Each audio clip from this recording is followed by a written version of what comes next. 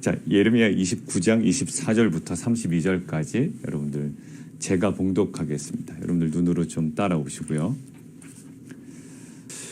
어제 우리가 그 두 가지 포인트로 이야기를 했어요. 첫 번째 뭐였죠? 누구에게 보낸 겁니까? 예, 주일 본문을 통해서는 바벨론, 포로로 끌려간 사람에게 주는 메시지가 하나 있었어요. 어떤 메시지죠? 예, 오히려 거기서 집을 짓고 텃밭을 만들고 또 열매를 먹고 아내를 맞이하고 또 아들은 또 아내를 맞고 딸은 또 아내를 맞이해서 자식을 낳고 살 것을 이야기합니다. 열심히 살아라라는 거예요. 그곳에 평안을 빌라라고 이야기를 합니다. 그리고 또 하나의 메시지가 있었습니다. 누구에게요? 예, 그 땅에 남아있는 사람들에게 대한 메시지였어요. 오히려 어떤 걸까요? 나는 바벨론으로 끌려가지 않았어 라는 자기 만족에 있는 사람들에게 오히려 하나님께서는 불순종을 경고하십니다. 그러니까 두 종류의 메시지가 두 종류의 사람들에게, 두 대상들에게 지금 전해지고 있는 거예요. 오늘 메시지는 누구에게 전해지고 있냐면 24절 보십시오. 느헬람 사람 스마야에게 이같이 이르라 라고 하는 거예요. 예레미야가 이제 스마야에게 이야기할 겁니다. 자, 이제 이야기하는 장면이 25절부터예요. 이게 지금 어떻게 보면 따옴표가 계속 안으로 들어갑니다. 그러니까 여러분들 내용을 먼저 이해를 하셔야 되기 때문에 지금 예레미야가 느헬람 사람 스마야에게 이야기합니다. 근데 느헬람 사람 스마야가 어디에 있는 사람이냐라는 것을 우리가 좀 캐치하죠. 어디에 있는 사람일까요? 남아있는 사람일까요? 아니면 포로로 끌려간 사람일까요? 바벨론에 있습니까? 아니면 예루살렘에 있습니까? 예, 바벨론에 있는 거예요. 왜냐하면 스마야가 지금 뭐라고 얘기하냐면 28절 보십시오. 그는 예레미야를 얘기하거든요. 야, 예레미야가 바벨론에 있는 우리에게 편지하기를 하고 지금 얘기했단 말이에요. 누가? 스마야가. 그러니까 스마야는 거기다 기록해 놓으실까요? 바벨론에 있는 사람이에요. 바벨론에 있는 사람. 자, 바벨론에 있는 사람인데 누군지에 관해서는 정확하게 잘 나오지 않아요. 그러나 바벨론에 있는 사람 맞고요. 이 사람이 누구에게 편지를 보내냐면 자, 25절 중간에 보십시오. 예레미야가 지금 얘기하는 거잖아요. 야, 네가 그럼 누구에게 얘기하는 걸까요? 그게 바로 스마야예요.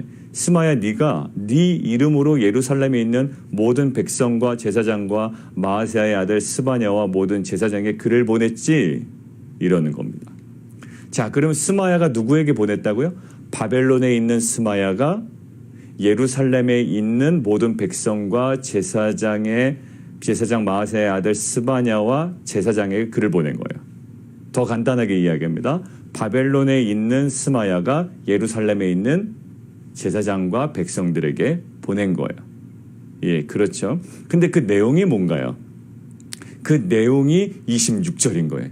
이르기를 예레미야가 지금 얘기하는 겁니다. 너가 그들에게 편지를 보냈지? 근데 그 내용이 어떠냐면 26절. 이렇게 얘기합니다. 이제는 또 따옴표가 들어가는 거야. 26절부터는 누가 누구에게 얘기하는 겁니까? 스마야가 스바냐에게 얘기하는 거죠.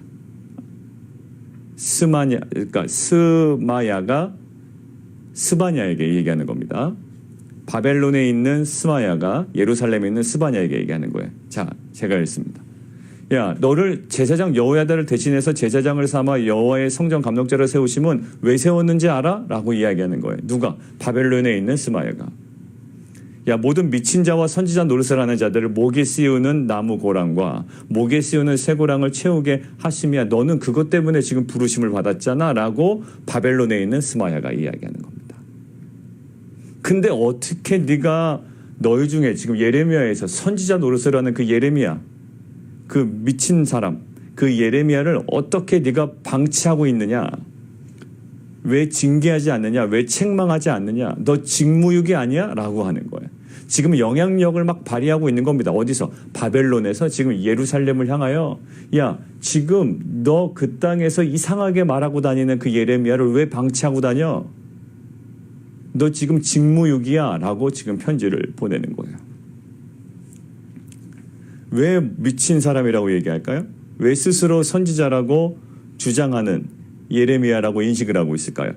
예레미야의 전한 내용이 마음에 들지 않는 거예요. 자신의 생각과 다른 거예요. 뭘까요? 28절. 그가 바벨론에 있는 우리에게 편지하기를, 야, 바벨론 우리에게 편지하기를, 어제 그 얘기가 나온 거죠. 그저께 주일날. 어떤 메시지였죠? 예, 집을 짓고 텃밭을 만들고 열매를 먹고 거기서 결혼하고 오히려 그곳에 평안을 빌라라고 했던 메시지가 불편했던 거예요. 그러니까 28절. 바벨론은 우리에게 편지하기를 오래 지내야 하리니, 얼마? 70년을 지내야 한대요. 너희는 집을 짓고 살며 밭을 일구고 그 열매를 먹으라 하셨다. 이 얘기를 했기 때문에 예레미야는 자칭 선지자고 미친 사람이고, 근데 왜 너는 그런 선지자 노릇을 하는 미친 자인 이 아나도 사람 왜 예레미야를 징계하지 않느냐, 왜 결박하지 않느냐, 왜 방치하고 있느냐, 왜 감금하지 않느냐, 너 직무유기야 라고 지금 이야기를 하고 있는 거예요. 자, 그런데요, 지금 이 사람이 스마야는 바벨론에서 어떤 일을 했냐면 한번 보세요. 31절. 스마야가 한 행동이 있습니다. 바벨론에서 31절에 보면 여호와께서 네 헬람 사람 스마야를 두고 이같이 말씀하셨는데요. 내가 그를 보내지 아니하였거늘 스마야가 너희에게 예언하고 너희에게 거짓을 믿게 하였다. 자, 스마야가 행동을 한 게 있네요. 바벨론에서. 어떤 행동을 했을까요? 거짓 예언을 한 겁니다. 어떤 예언일까요? 하나냐와 같은 예언을 한 거죠. 하나냐의 예언이 뭐죠? 예, 2년 만에 돌아올 거야 라는 거예요. 2년 만에 돌아갈 거야. 예레미야의 예언은 70년이야 라는 거예요. 자, 자기는 바벨론 포로로 끌려간 사람들에게 금방 회복될 거야라고 이야기를 하고 있는데, 지금 예루살렘에 있는 예레미야라는 선지자가 바벨론 사람들에게 뭐라고 편지를 보냈어요? 방금 전에? 너희 그곳에서 집 짓고 살아. 텃밭을 일구고 열매를 맺어. 거기서 오히려 그 사람들의 평안을 빌고 거기서 결혼도 하고 거기서 오랫동안 살아야 돼. 전혀 다른 메시지를 예레미야가 보내니까 굉장히 혼란스러운 거죠. 이 사람들에게는 혼란스럽고 자신의 메시지에는 타격을 입게 되는 거예요. 그러니까 오히려 예루살렘에 있는 제사장 누구에게? 예, 스바냐에게 편지를 써서, 야, 너 지금 직무유기야. 너 왜 그 사람 징계하지 않아? 왜 감금하지 않아? 너 왜 책망하지 않아? 너 잘못된 거야 라고 지금 편지를 보내는 거라고요. 근데 이게 하나님은 다 하셨다라는 거예요. 어제 본문 볼까요? 23절. 어제 아합과 시드기야에 대해서 하나님께서 이렇게 얘기하시죠. 왜 그들이 저주거리가 되어야 되고 그들이 느부갓네살에게 왜 죽냐면 죽음의 원인을 이렇게 얘기합니다. 23절. 이는 그들이 이스라엘 중에서 어리석게 행하여 그 이웃의 아내와 간음하며 내가 그들에게 명령하지 아니한 거짓을 내 이름으로 말함이라. 근데 이것을 누가 알고 계셨다? 나는 알고 있는 자로서. 이게 대놓고 그 이웃의 아내와 간음하지 않았을 거라고요. 간음해놓고선도 굉장히 거룩한 목소리와 톤과 또 나름대로의 어떤 선지자로서의 어떤 그 모든 분위기를 다 내고 다녔을 거라고요. 근데 누구는 알고 있다? 나는 알고 있는 자로서 증인이니라. 하나님은 굉장히 모든 것들을 다 꿰뚫고 계셨다라는 거예요. 근데 오늘도 동일한 메시지예요. 지금 스마야가 스바냐에게, 바벨론에 있는 스마야가 스바냐에게 보낸 편지, 백성들에게. 근데 그것들을 누구는 다 세세하게 알고 계신다? 언제 보냈는지, 누구에게 보냈는지, 보낸 내용이 무엇인지가 지금 하나님은 다 알고 계세요.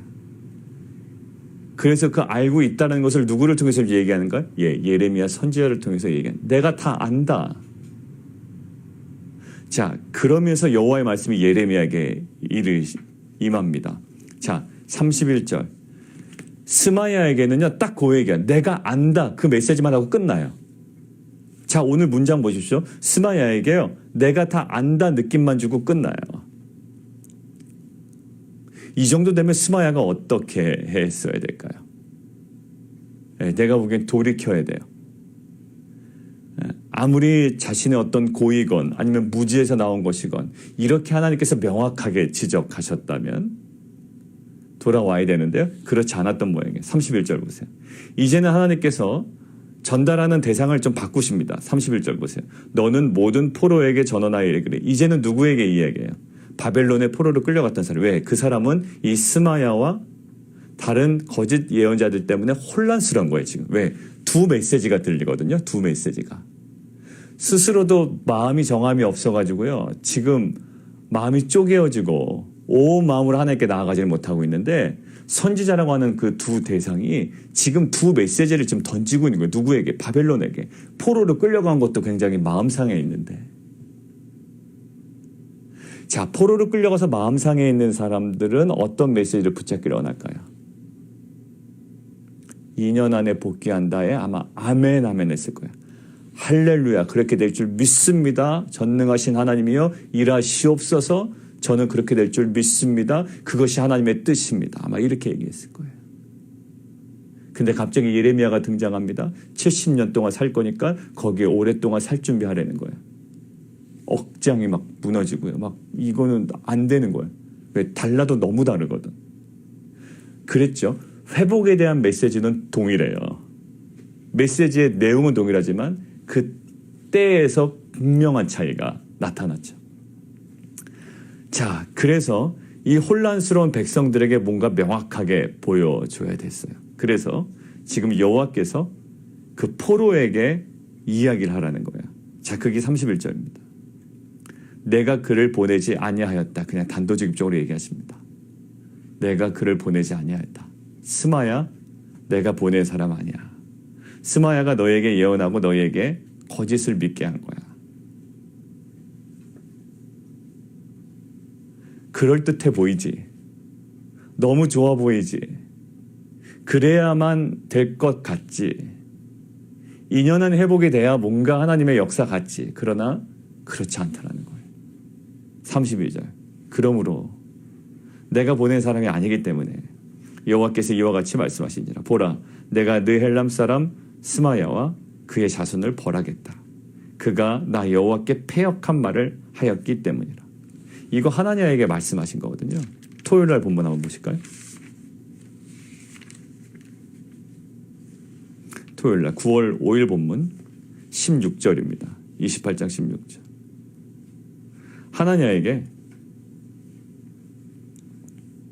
막 멍에를 깨뜨리는 그 하나냐에게 이렇게 얘기합니다. 그러므로 여호와께서 이와 같이 말씀하시되 16절 내가 너를 지면에서 제하리니. 똑같은 메시지가 지금 선포되는 거예요. 지면에서 제하리니 내가 여호와께 패역한 말. 거기 동그라미 치시죠. 패역한 말.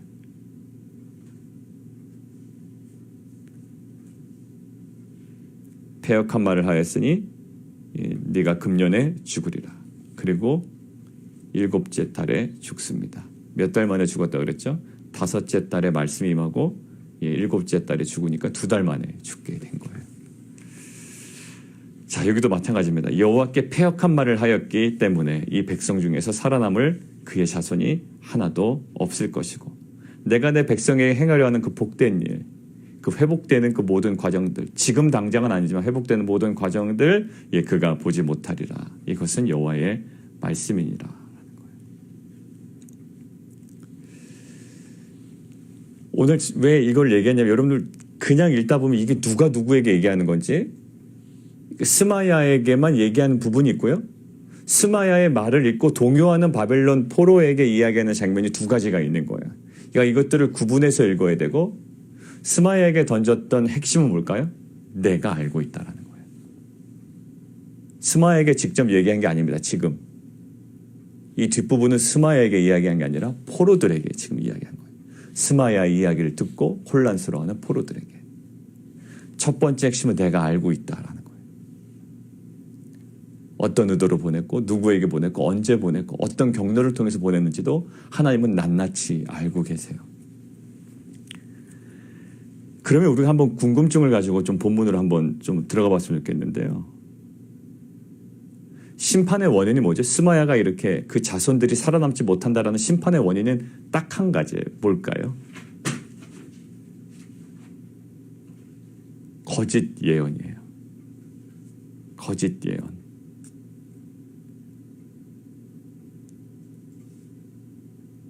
거짓 예언의 핵심 뭘까요? 하나님께서 말씀하지 않으신 것. 하나님으로부터 나오지 않은 것. 근데 왜 그 거짓 예언이 매력적일까요? 포로들이 원하는 것이에요. 그리고 긍정적이에요. 희망적이에요.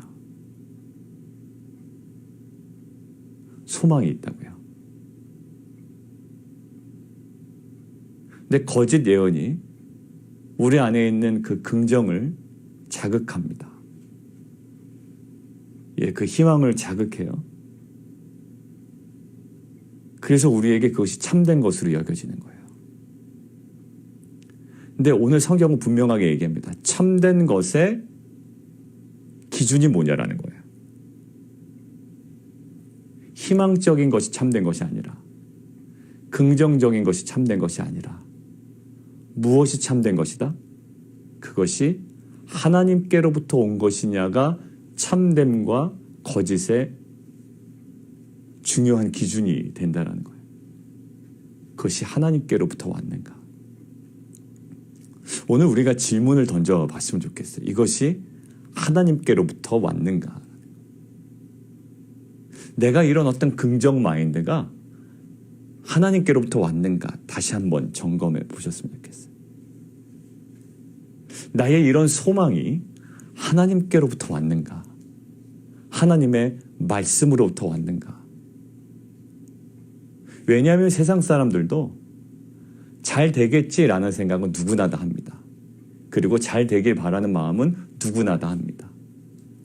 근데 신자와 세상 사람들 간의 가장 중요한 기준, 차이는 뭐가 돼야 될까요? 예, 그것이 하나님께로부터 왔는가라는 거예요. 스마야가 지금 지적당하고 있는 것이 뭘까요? 내가 보내지 않았다라는 거예요.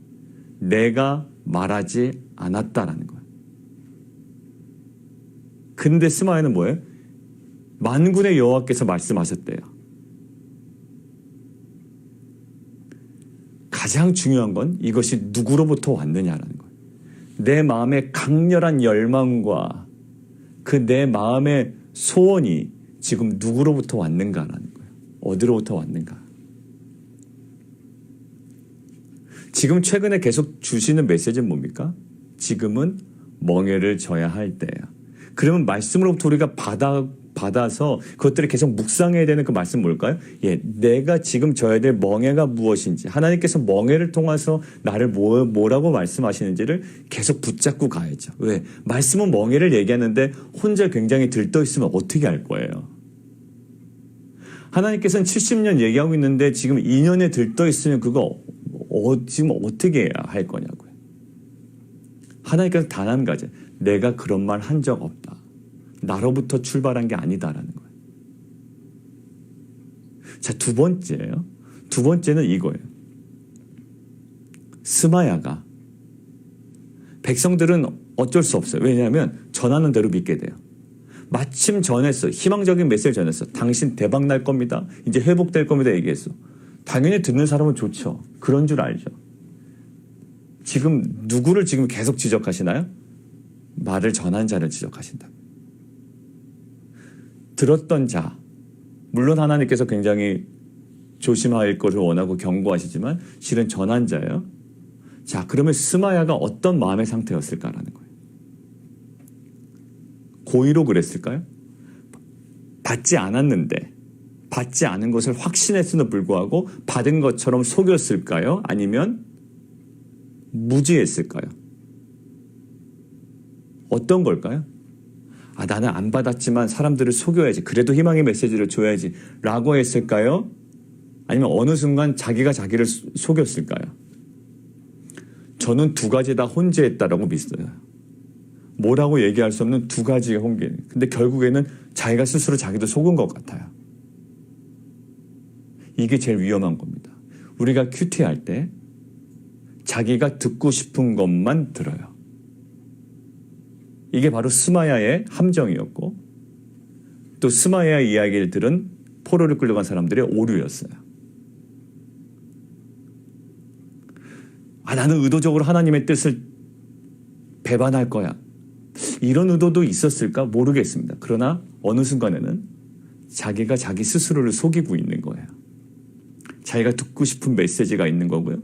또 포로를 끌려간 사람들이 원하는 메시지가 있는 거고요. 뭔가 소망의 메시지가 있는 거고 희망의 메시지가 있는 거예요. 출처가 뭐예요? 출처는 하나님께로부터 나오지 않았어요. 그렇게 형성된 게 어떻게 신학이 되어버린 거예요.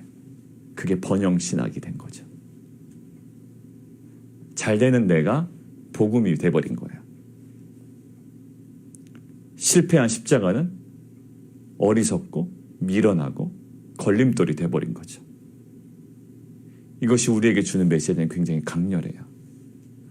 자, 결국 하나님께로부터 받지 않은 메시지를 전한 자에 대해서는 우리가 신명기를 통해서 봤어요. 신명기 13장 한번 찾아볼까요? 신명기 13장. 신명기 13장 5절.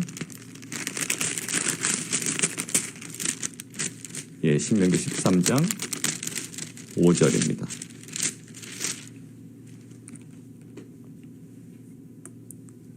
신명기 13장 5절이에요. 여러분 눈으로 따라오시고. 그런 선지자나 꿈꾸는 자는 죽이라. 이는 그가 너희에게 너희를 애굽 땅에서 인도하여 내시며 종되었던 집에서 속량하신 너희의 하나님 여호와를 배반하게 하려 하며. 여러분들 누가 어떻게 하라고요? 꿈꾸는 자, 그런 선지자는 죽이래요. 왜냐하면 그가 너희에게 너희의 하나님 여호와를 어떻게 하게 한다? 배반하게 한다라는 거예요. 지금 이 메시지는 백성들에게 희망을 주는 메시지가 아니라요. 그 실체는 뭐냐면 하나님을 배반하도록 하는 어떤 말이다? 패역한 말이다. 오늘 표현된 대로 여호와께 대한 패역한 말이 되는 거예요. 근데 사람들이 그렇게 느끼지 않습니다. 예, 아멘, 아멘. 긍정적인 메시지, 희망적인 메시지. 항상 교회 오면은 긍정적인 메시지 듣고 가야지. 안 그러면 이거는 안 되는 거예요. 근데 선지자를 통해서 계속 주셨던 지금 메시지, 지금 우리가 들어야 될 메시지는 뭘까요? 멍에에 대한 메시지였다. 결국 너희 하나님 여호와께 내게 행하라 명령하신 도에서 너를 꿰어내려고 말하였습니다. 결국 하나님께서 지금 그 백성들에게 주시는 메시지는 뭘까요? 멍에에 대한 메시지예요. 70년에 대한 메시지예요. 근데 거기서부터 돌아서게 한다고요. 너는 이같이 하여 너희 중에서 목을 제할지니라, 악을 제할지니라. 악 동그라미 치세요. 이게 악이라는 거예요. 굉장히 희망적이고 또 긍정적인 메시지가 뭐예요? 결국 하나님으로 배반하게 하는 악이에요. 죄악이에요. 이게 악이에요. 그 악을 제하여 버리라 라는 거예요. 18장 우리 20절 보겠습니다. 신명기 18장 20절. 신명기 18장 20절. 만일 어떤 선지자가 18장 20절입니다. 만일 어떤 선지자가 내가 전하라고 명령하지 아니한 말을 제 마음대로 그것도 내 이름으로 전하든지 다른 신들의 이름으로 말하면 지금 여기 딱 걸린 거죠. 내가 글을 보내지도 않았는데 만군의 여호와께서 이렇게 말씀하셨다라고 스마야는 지금 아주 당당하게 하나님의 이름으로 전하고 있습니다. 말하면 어떻게 하라고요? 그 선지자는 죽임을 당하리라. 이 말씀이 정확하게 지금 이때 성취됩니다. 스마야와 그 자손들이 그 하나님의 그 선함을 하나도 복된 일을 보지 못할 것이다라고 이야기하죠. 결국 스마야는요, 의도적인 것도 있었을 거예요. 포지션이 어느 정도인지 모르지만. 그러나 어느 순간에 되면 그것이 정말 맞다고 생각이 됐을 거예요. 스스로가 스스로를 속이는 거죠. 왜? 상황이 이렇다 보니까 이게 왜 틀려? 라고 아마 생각했을 거예요. 왜 그럴까요? 그랬던 말씀이 있어요. 이사야를 통해서 회복의 메시지가 주어졌다고 그랬잖아요. 그랬던 말씀이 있고 하나님의 그 경향성도 알고 하나님은 이러신 분이야 라는 어떠한 기본적인 신학의 틀도 갖고 있었던 사람이기 때문에 하나님이 2년 안에 회복시키실 거야 라는 것이 무리 없어 보여요. 그러나 이것은 오히려 하나님을 배반하게 하고 하나님께서 계획하신 뜻에서 돌이키게 하는 뭐라고요? 이게 악한 거래요. 굉장히 무섭죠. 왜냐하면 하나님의 일반적인 뜻과 그렇게 차이 나지 않는 이것이 오히려 하나님을 대적하게 만드는 악한 것이 된대요. 여러분들 이것을 우리가 큐티에서 좀 조심해야 되는 부분이에요. 왜? 본인이 듣고 싶은 것만 들어요. 지금 스마야가 그랬고요. 포로로 끌려간 사람들이 그랬어요. 듣고 싶은 것만 들어요. 성경을 읽을 때 보고 싶은 것만, 듣고 싶은 것만, 내가 취하고 싶은 것만 취해요. 그러면 어떻게 될까요? 예, 내 자아가, 내 세상에 속한 자아가 굉장히 풍성해짐을 느낄 거예요. 애굽의 자아가 풍성해져요. 근데 우리는 애굽의 자아가 철저하게 찢겨나가는 아픔이 있어야 된다고요. 도려나가는 아픔이 있어야 돼요. 죄와 끊어지는 아픔이 있어야 된다. 왜? 우리는 죄와 계속적으로 끈적끈적하게 연결되어 있기 때문에. 근데 오히려 우리의 자아가 더욱더 단단해지고 견고해지고 세상 앞에 굉장히 당당해지는 거죠. 이것을 어떻게 구별할까요? 여러분들 계속 말씀에 대한 이제 훈련이나 이것들을 이제 계획하고 있어요. 어제도 저희 오픈 강좌가 뭐 하나가 있어서 좀 들었는데 결국 이것을 무엇으로 해결할까요? 나중에 말씀드리겠지만 예, 성령으로 가능해요. 말씀을 잘 읽었지만 이 우리가 읽었던 말씀, 이해했던 말씀, 1차적으로 그 민족에게 주셨던 말씀을 내 삶으로 끌고 내려와서 우리가 성령 안에 계속 머물러 있어야 돼요. 묵상이라 하는 것은 인격적인 교제를 얘기해요. 묵상은 그냥 막 뭔가를 생각하는 것이 아니라 이 말씀을 가지고 성령님과 교제하는 것이 묵상이에요. 그리고 성령님은 우리 안에 역사할 거라고요. 그게 인격적인 성경 읽기와 묵상이에요. 이 인격적인 묵상이 일어나야 오늘 나에게 주시는 말씀이 무엇인지를 우리가 깨닫게 되고 일반적인 하나님의 뜻을 붙잡고 있다가 오히려 악으로 치닫는 것이 아니라 지금 오늘 이 시간 나에게 임하는 말씀을 붙잡으로 말미암아 하나님께서 원하시는 그 선한 길로 우리가 갈 수가 있는 거죠. 그냥 내가 기분 좋은 메시지가 들렸다라고 해서 그것이 우리에게 은혜가 되는 건 아니에요. 오히려 우리의 마음과 뜻과 생각을 감찰하시고 그 속에 담겨져 있는 우리의 죄악들, 아직까지도 계속 죄와 결탁되어 있던 우리의 마음의 그 본질적인 자리에서 그 모든 것들을 드러내놓고 우리를 회복시키려는 하나님의 뜻을 우리는 알아야 된다. 자, 오늘부터 뭐가 시작이 되나요? 예, 기도회가 시작이 됩니다. 9시부터, 밤 9시부터. 이 기도회는 형식이 되면 안 될 것 같아요. 우리 이제 기도한다. 되겠지. 그 생각도 버리세요. 이제 우리가 15분씩 기도하기로 했으니까 뭔가 일이 되겠구나. 아니에요. 하나님께서 뭐라고 말씀하신지를 알아가는 거고요. 이렇게 구성하려고 그래요. 오늘 주셨던 말씀으로 짧게 기도할 거예요. 또다시. 왜냐하면 하루를 그렇게 기도했다면 하루를 그렇게 마감해야 돼요.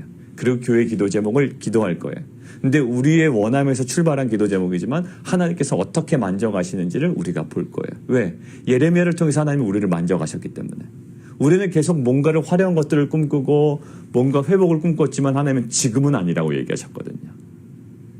그래서 우리가 순종하는 것으로 기도회를 시작하니까 기도회를 통해서 우리가 형식적으로 흘러가지 않기를 원해요. 자, 이게 왜 그러냐면 사울 왕이 전쟁은 앞두고 있고 쳐들어온다고는 있고 예배는 드려야 되겠고 그래서 예배를 뭐라고 생각했죠? 예배는 드려야 된다는 예배의 열정은 있었지만 예배를 드려야 되겠다는 뭐에 형식에 매달려 있었습니다. 그러니까 뭐를 파괴시켜요? 예, 자기가 예배를 드리지 않아야 되는데 자기가 예배를 드립니다.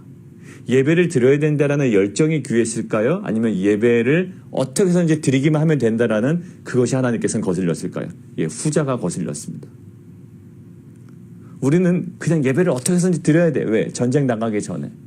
사울 왕이 굉장히 열정이 있는 사람 같지만 사실 사도 바울에게 하나의 형식일 뿐이었어요. 그러니까 제사장이 드려야 될 일을 자신이 하고 결국 하나님께 책망받는 일이 있습니다. 이 기도회가 형식이 되지 않기를 원하고요. 이 시간 하나님께서 우리를 만지시는 시간 되기를 원하고 우리가 회복되는 시간 되기를 원하고 우리의 기도 제목이 더욱더 하나님 나라에 맞는 것으로 계속 수정되어가는 시간 되기를 원합니다. 우리 함께 기도할까요?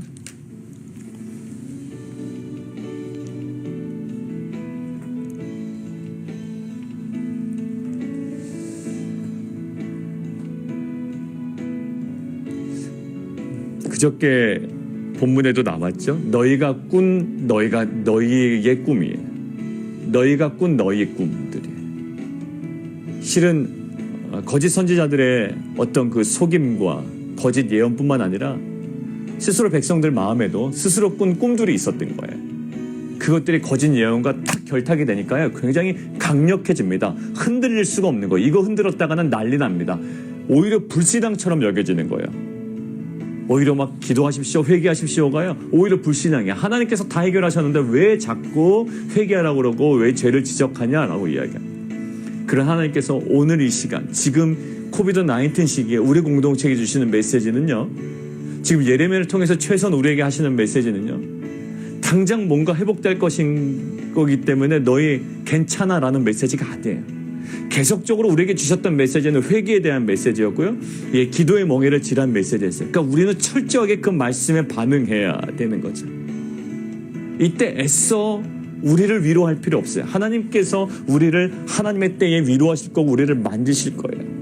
우리는 말씀보다 앞서 나가면 안 됩니다. 우리가 말씀 안에 머물러 있어야 되고요, 그 속도감에 우리의 속도감을 맞춰야 돼요. 하나님, 우리가 그 성령 안에 그것들을 분별할 수 있는 귀한 은혜의 공동체 될 수 있도록 주님 인도하여 주옵소서. 함께 우리가 기도하며 나가도록 하겠습니다. 우리 다시 한번 기도할까요? 아까 중간에 나눴던 어떤 그 핵심적인 것 가지고 함께 기도하겠습니다. 이것이 희망적이어서, 또 이것이 우리에게 소망을 주기 때문에, 또 긍정적인 것이기 때문에 이것이 옳고 그름의 기준이 될 수가 없어요.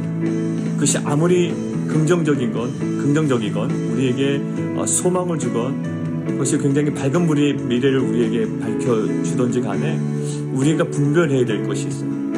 이것이 하나님께로부터 왔는가라는 거예요. 우리의 그런 비전이, 우리의 그 소망이, 우리의 가슴 벅참이 하나님께로부터 왔는가라는 거예요. 그렇지 않다면 우리는 계속적인 영적인 스트러글에 들어갈 겁니다. 그렇지만 우리가 포로의 70년간을 지낸다 할지라도 정확한 말씀 안에 우리가 뿌리 내리고 있다면 흔들리지 않을 거예요. 그 상황에 흔들리지 않을 거라고.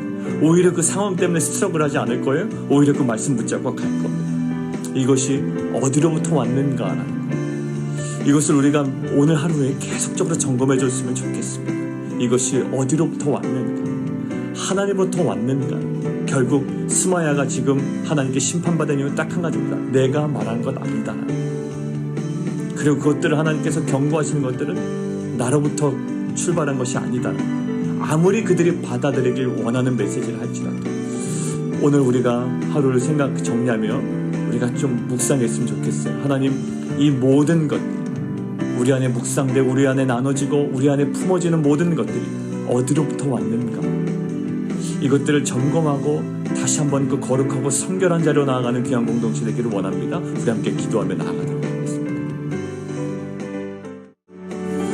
우리 한 가지만 좀 기도 부탁을 하겠습니다.